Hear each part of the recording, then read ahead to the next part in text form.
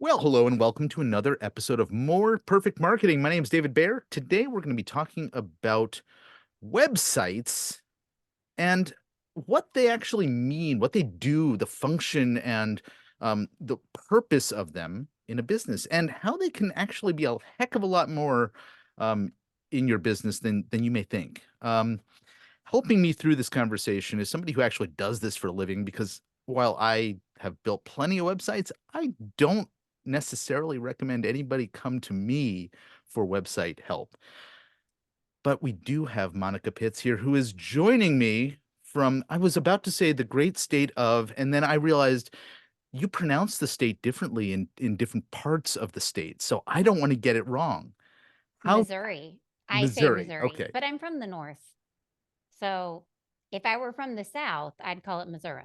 Yes, okay. I didn't know where in the state you were, and I didn't want to put my foot in my mouth at the very beginning of our conversation. That was great. We're gonna talk about websites, but before we get into that, I actually do wanna ask you a kind of serious question on a different topic, and it's kind of because you threw this challenge at me right before we hit record, and you said you've only been stumped once in the past, so I should throw something at you to see if I can stump you. Well, I don't know if that's really what your intent was, but here's the question. Aside from working on websites and aside from being a technical person, you also shared in a little bit about you being a crafty person or a Hmm. crafter. I don't know which is appropriate.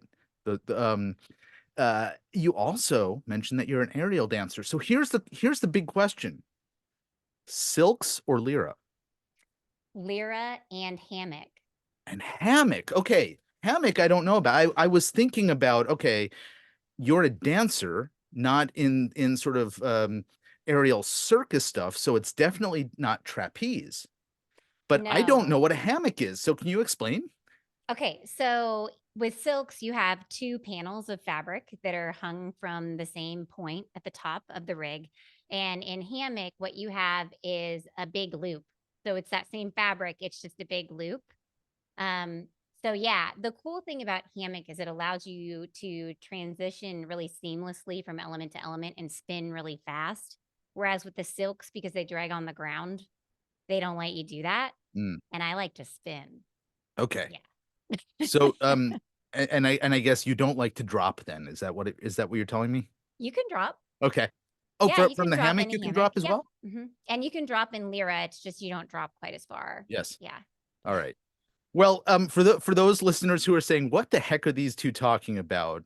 It's an art form that I find incredibly fascinating, and it happens that my daughter is in, that world as well, and so I've had the opportunity to learn and discover a lot about it. So, It's um, awesome. but we're gonna now I guess I didn't stump you, but we're gonna now move on to, talking a little bit about websites, and one of the things that you also shared, in advance of our conversation today was that businesses have an opportunity with their websites to really utilize it as what I'll quote what you said, "as a working member of their team." Mhm. Explain. So, when we initially consult with businesses to see if we're a fit to build their website for them, what we like to find are the pain points or the challenges within their business that we feel like a website can fix for them. So, it could be an intake process, it could be generating leads, it could be lowering call volume. Uh, The goal is that the website can handle those problems for you and work as a functioning member of your team so that you can focus on other things that are more important in your business. Mhm. There's a lot of ways that I think, we will default to thinking about what you've just said. I mean, most immediately, I'm thinking about some of the interactivity that we see with chatbots, the old school chatbots and the new school AI supported chatbots, forms on a website, and the ability to automate a bunch of stuff. What am I not thinking of? You're thinking of having two things that communicate. So let's say that you have an HR process and you have a software that you manage all the applicants for jobs through. You can actually integrate your application on your website to automatically update the information inside your HR software and I mean, if you don't have an HR software, we can make the application that comes into your HR people look exactly like the application that they already see every single day and not freak them out. So it's like these little nuances, right? So I think the thing that you're missing is just making the things connect. You know, the doctor intake forms, they're not retyping all those. I hope they're not. They Mhm. should not be. Like that should happen automatically, right? It should pass through. So, as I'm hearing you talk about this, I'm thinking about another aspect of the marketing technology world, which is marketing automation tools. Things like I don't know, HubSpot or Keep or Entreport. These tools that allow us to communicate via email or text or what have you, and maybe build forms and do some of this updating of a database. But Mhm. those are often things that maybe, are coming outside of the website, unless we're, building a form there on the site.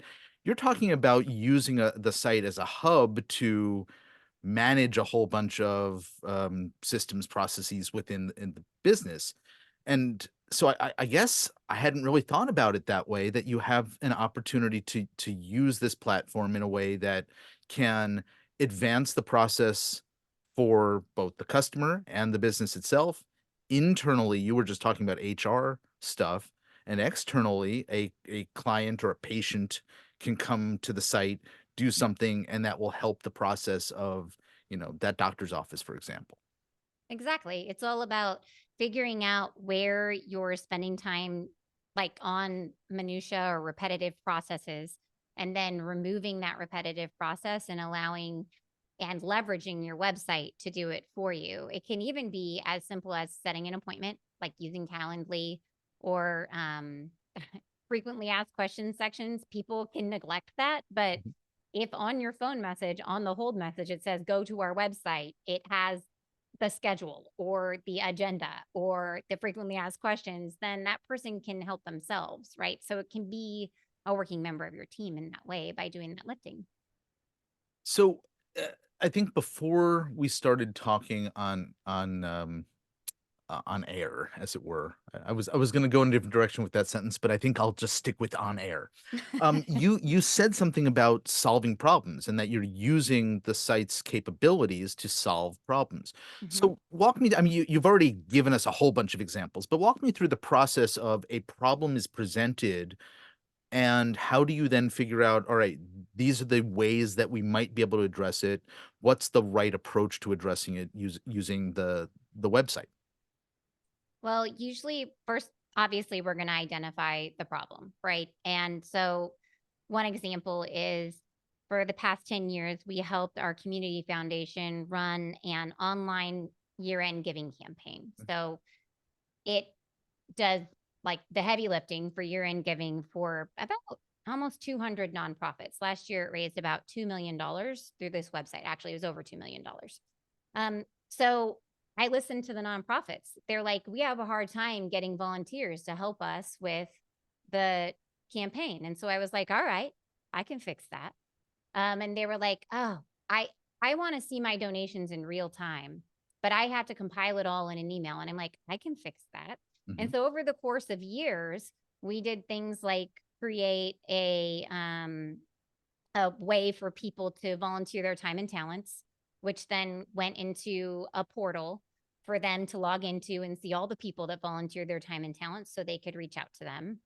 We also had the ability for people to export all the donations that were made so they can use it however they want. There was a way for people to create a campaign on behalf of the organization where the money would go straight to the organization after the campaign was completed, right? So, like, you could have a campaign that you set up that's your individual one for them. And then, yeah, I mean, like, so we just listened. And Mhm. then we were like, okay, how can we do this? How can we make it work? It didn't all start out great. Yep. Like, there were some times where it was kind of messy. Um, but then, like, speaking to your specific question about how do you decide um, what, how you're going to implement it, Mhm. right? So I look at like what are the softwares that you already have existing, can I leverage them to already solve the problem and just like basically have an iframe in the website that I can make it work, like so that it doesn't actually have to talk back and forth with the website. It's just the general public is using it. They just don't know, and they're not having to learn Right. a new interface to use it. So it's housed Um, within the website itself, but it's not necessarily attached to the website except for physically being accessible there. exactly. Yeah. Yeah, it would be like embedding a YouTube Mhm. video. You're playing the video off of YouTube. It's just you're telling the website where to look to Yep. get the video, right? And you can do the same thing with forms and different types of functionality in your site. Um, so I say, hey, is there already something that you have that solves this problem? Maybe you just don't know it. Mhm. Can I use that? Is that the simplest path of least resistance? Or is there something that can interact with your website? Because there's a lot of very specific APIs that can talk back and forth. And so I always want things that can actually talk back and forth using an API instead of having some type of custom coded solution, because that is hard in the long run because stuff changes. Thank you, Salesforce, for teaching me that the hard way. Um, and then last but not least, if one of those two options aren't available, then I'm going to look to something like Zapier or Make and say, hey, can I push this information back and forth in another way? Um, and if it doesn't do that, then sometimes I just say, I'm sorry. Yeah. I wanted to solve your problem, but I cannot. This is You the best I can do right here. so you bring up APIs and, for folks who don't understand what that is, I know you're a technical person, maybe you can walk us through that, but here's the reason I bring this up. Because you happen to specialize in certain, types of businesses, certain, areas, construction, nonprofit, agriculture, where there may be we we would often refer to this as, practice management software or business management tools that are built very specifically to an industry. And those tools, in my experience, don't tend to play well with others because they're not thinking about stuff beyond the needs of that particular industry. So I imagine you encounter this a lot, and those tend to be like closed systems that don't have APIs into lots of things. Mm-hmm. So I'm sure Okay. that there's some stories based on the way that you're that you're nodding your head and acknowledging, yes, I'm familiar with this territory, David. It is not any fun. And sometimes we just have to have some type of workaround that allows them to do things easier, but not fully automate the process, if that makes sense. But you're right. And I think the biggest challenge is even with those systems, if they do have a public facing interface, usually they're so robust that when you ask a new client to go in, they're just overwhelmed. It's like my clients. If I ask them to go into my project management system, no, no, there's so many things to click. Like, why would I do that to you? I want this to be as easy as possible, right? Mhm. So instead, I have a project management system that if I email you from the project management system, like if you're notified from it, you can just reply to the email. Why? Because you know how to use your email. I don't have to teach you how to use something new. And then everybody gets the information that they need, right? Yeah. And so that's where I think it stinks and where we end up building a different interface for the public to use because it needs to be simpler for them and then trying to interface that back into their software, which sometimes it works, sometimes it doesn't. A lot of times businesses look at a website as an investment. You get the thing built, and then maybe there's a low, ongoing maintenance fee where the company will, take care of hosting or take care of updates for plugins or what have you. Um, it sounds like you're actively holding the hand and working alongside the business as things change, as things develop, and so you're adding a lot more value in what you're able to offer than a typical, web design firm might. We do at least, so this is a fun thing that we do. Yay. We go out and we audit the sites. Mhm. And so, especially our bigger clients with bigger websites, they're going to get their stuff audited. We send them out an audit report. We're like, hey, here's the deal. Like, for example, I just went through a local utility company's website and I was like, did you know that the most visited page on your site is actually 4 layers deep? Mhm. It's the one that shows up like it's right at the top, right underneath where I Google, you Google and then the Hmm. pages, the stack is underneath there. And also when I go into Google Analytics, it's like the second most visited page, but it's like, yeah, that's not working. Like that's not where it should be. And so I'm like, hey, it's easy. It's an easy fix though. All we have to do is like move it up someplace where somebody can find it. Cause if they can only find the page by Googling for it, that doesn't work. Hmm. Like, right? And if they found the page and it like adequately moved them through the site, or if they got to the page and then found what they wanted, they would stay on your site longer, which is what we want them to do, right? And so they just don't know that. They don't look at analytics every day. I mean, and they also don't know when their PHP is out of date, and they don't know when, their plugins need to be replaced because they've aged out. They don't know any of that stuff. And so, I mean, it just makes sense. We just let them know. Hmm. You brought Google and search into the mix here, and so I want to ask you, because you're thinking about the site beyond simply the design and the experience on the site itself, but also how people discover the site or discover pages or content on the site.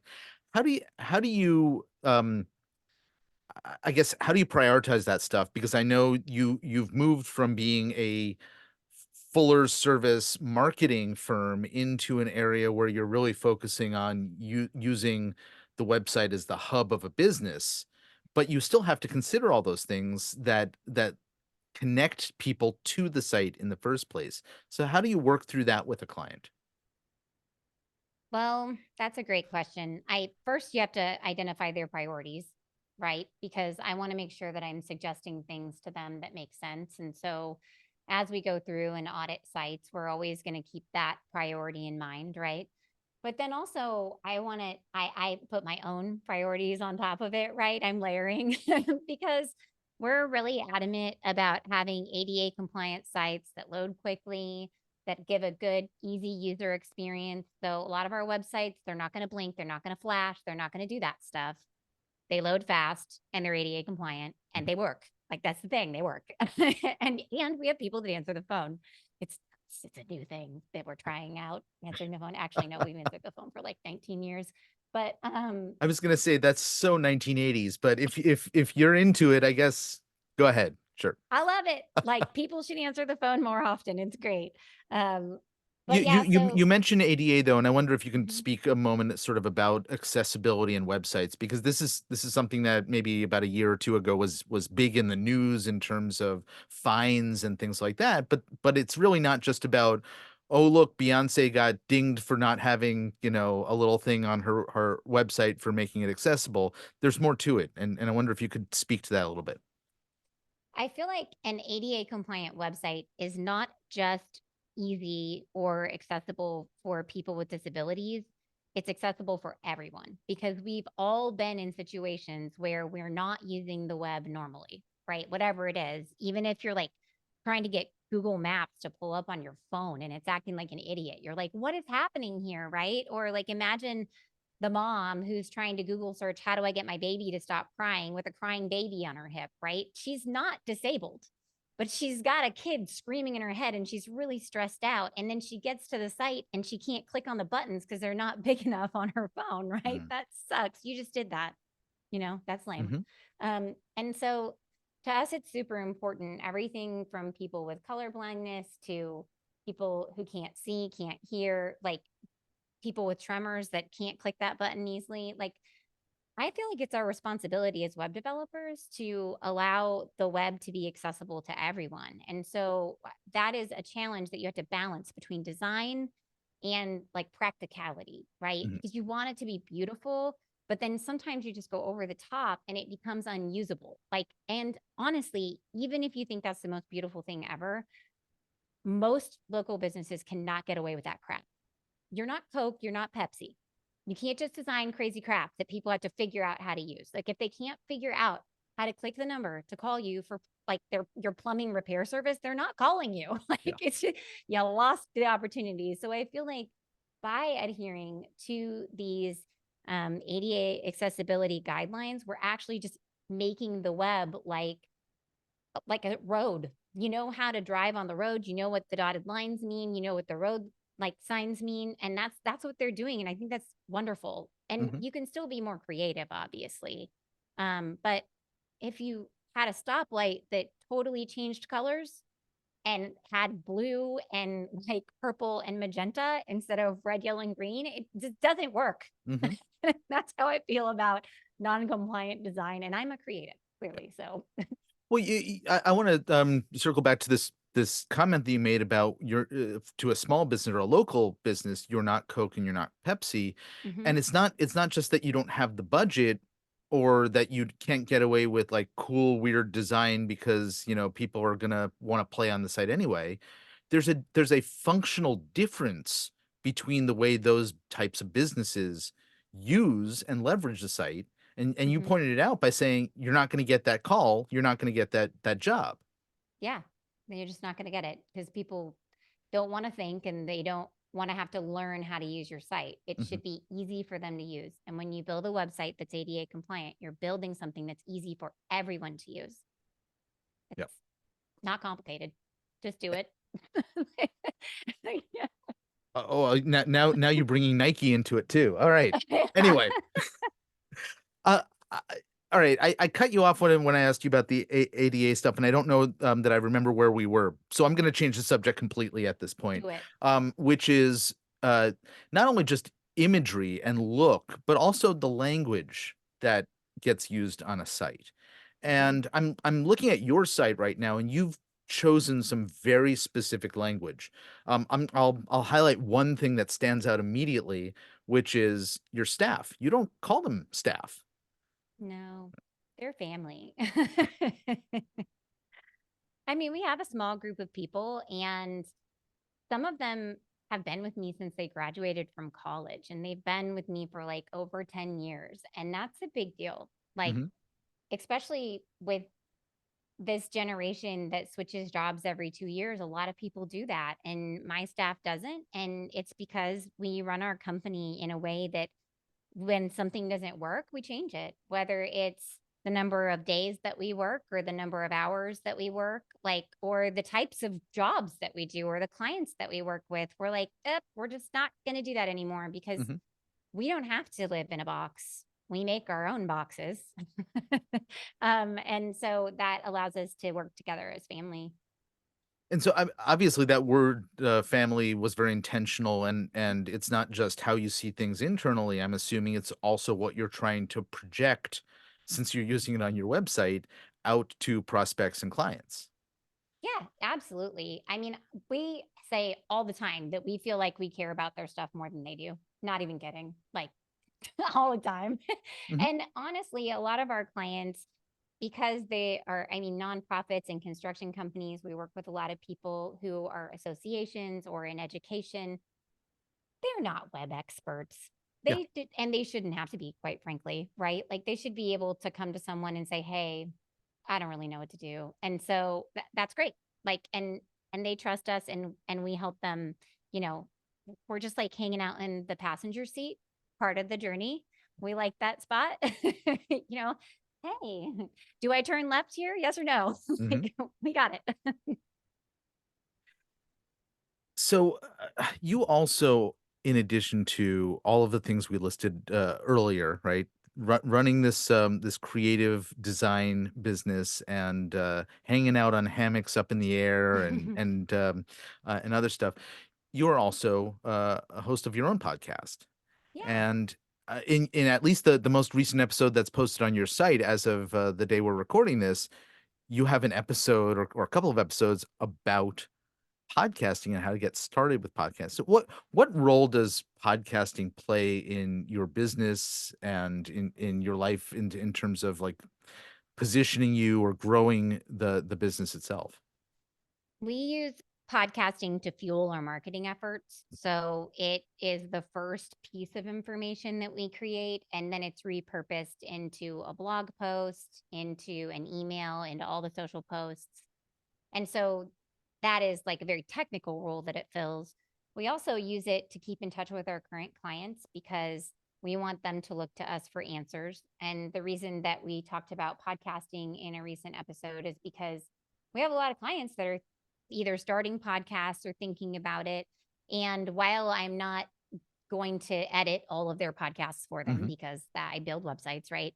I do have to build the website to house the podcast.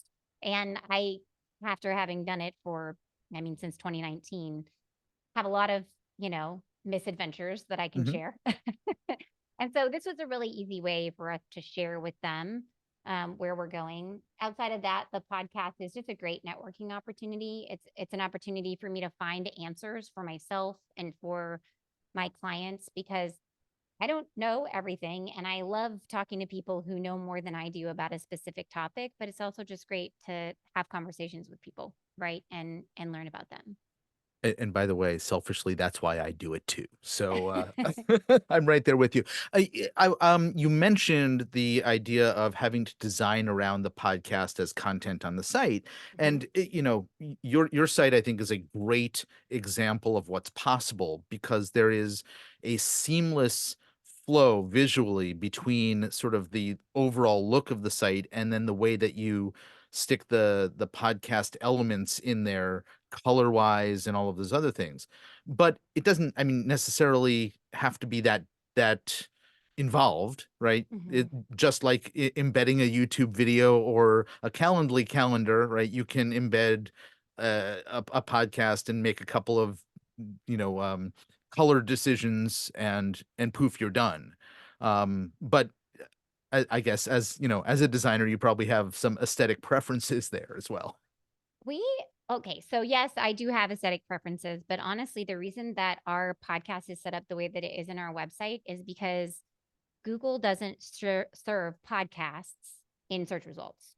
Like you can have your podcast on YouTube and it could get like an episode of it could get pulled up in search results, right? Mhm. Now, if you have a website that's in Castos or um, Sprout, what's it?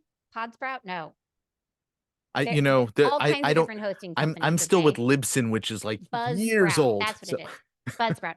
So all of those do offer like the ability to either embed Mhm. your like playlist into your website, embed individual episodes into your website, or um, just have your website out there. But Google doesn't pick that up in search results, right? So it's never going to show a Castos website in a search result. And Right. it's also not going to show all of the embedded information in your site in search results because it's not actually on your site. It's just like that YouTube video that we talked about earlier. It's looking over to the other website for that information, and that lives on the other website. It doesn't actually live on your site. So for good like organic search, like health and since it powers our marketing, we have to create a page or a post. In our case, it's a custom post type for each podcast that we publish. And then Google views it like it's a blog post. And Mhm. then it will serve it in search results. And then it will also have the ability to play it in the page. So if you want to show up in Google search, like proper in the listings with your individual podcast episodes, you have to add them as individual pieces of content to your website. Or the only other way you're going to show up is if you have an RSS feed into YouTube, and then it might show it as a featured video. So that was it. You've just circled back to this idea of Google's relationship to the site, and I think it's something important um, to reinforce here. It's not just a beautiful, aesthetically pleasing, functional site. It also plays a role in getting people to the site when you're making specific conscientious decisions about what is and what is not going to appear on the site, where it's going to appear, how it's going to appear, all of those things you just walked us through. And so you're actually also playing a very active role in whether the business gets found in the first place. Yeah. We're always advising on that and making sure that it's set up correctly so that way it'll happen. I mean, most of the time, if you're a local business and you have enough content on your website and you wrote words that people would search for, Mhm. you're going to show up. I mean, depending, right? But especially as you get bigger and bigger and you want to push your service area out, it's even more and more important that things are structured correctly. So that way you're found for the things that you want to be found for, because there's nothing worse than looking at a client's website and being like, oh no, your number one search word is fireworks in Columbia, Missouri, and you're a realtor. And I'm waiting for you to say true story so I can ask you the follow-up to like It's a why. true story. Yes. They Yep. contracted with a company that writes blog posts for them. And so that company just writes stuff that's like, Mhm. happy go lucky content. Yep. And the things that are optimizing are answers to commonly asked questions that have nothing to do with real estate, which is kind of a bummer. Yeah, and this is another example of something that happens in many industries is that content is an easy thing to create, but content for a specific purpose or specific outcome, whether it's getting people to the site or getting people who are on the site to take a particular action, that requires planning and lot more intentional specificity in how it's structured and what it's, how it's um, presented. Yeah. And especially when you think about like what you're putting on your website and like the content that you might put into a blog or into a podcast, I think that people can think of it in one of two ways. Either you're building an audience that's just an audience of people that are a certain demographic. So if they're just trying to collect people that live in Columbia, Missouri and have them give them their email address or something like that, then my example of firework displays in Columbia, Missouri, or Christmas lights in Columbia, Missouri are fine blog posts for them because they are going to meet people in Columbia, Missouri, and they're Mhm. building an audience. But what most people use their blog for is to get a lead. And so to get a lead, we need to talk to people who are actively thinking about buying something. So they need to be closer to the end of the buying cycle, which means we need to be blogging about things that are more specific to our business and specific to what they need to know, not just about fireworks, but like um, family friendly neighborhoods in Columbia, Missouri, right? Like that would be a better one than fireworks. If what you're trying to do is get people who are looking to buy a house sometime soon. That makes sense. Well, it does, and you've added one additional layer to the work that you do, which is you're also dealing with human psychology and this concept that we talk about in the marketing world as the buyer's journey or where somebody may be in that process. And obviously, the closer to the purchase they are, um, the more appropriate that content is to be positioned to them, and that makes total sense. But it's again things that I think a lot of businesses don't think about when they say I need a website. And so kudos to you for having that as a part of your process as well. You were talking just a moment ago about the things that you put on a website, and you actually have a resource available on your site for folks who want to sort of go through and do a self audit, a page by page review of the things that they have or don't have. Mhm. What is that, and where can we find it? It's called What to Put on Your Website. And it's just a page by page checklist. And we have one that's for businesses in general with all kinds of different ideas. And then we also have one that's specifically for nonprofits. Hey, but here's the deal. You all fill out the same form and then it knows which one to send you because it's doing its job. But you can go over to mayecreate.com and that's MAYECREATE.com and just click on our resources page. There's access to that and all kinds of other resources like, you know, maybe you need a marketing plan template or any of the other numbers of things that we've created as resources for our clients along the way. Yeah, there's some cool stuff on here. I kind of want a few of these, so I might be joining that email list and getting access to some of your guides and resources here. So, well, perfect. Again, it's mayecreate.com. It's MAYECREATE.com, and just hit the Yep. resources tab, and you can get access to that what to put on your website checklist. Yep. Well, It's a terrific. good one. Monica Pitts, thank you so very much for joining me. This has been a great conversation. Thank you for having me. I appreciate it. Indeed, folks, you have been listening to More Perfect Marketing. If you know someone who could benefit from listening to the conversation you just heard, and I'm pretty sure you do, please share this with them. Until next time, I'm David Baer. Take care.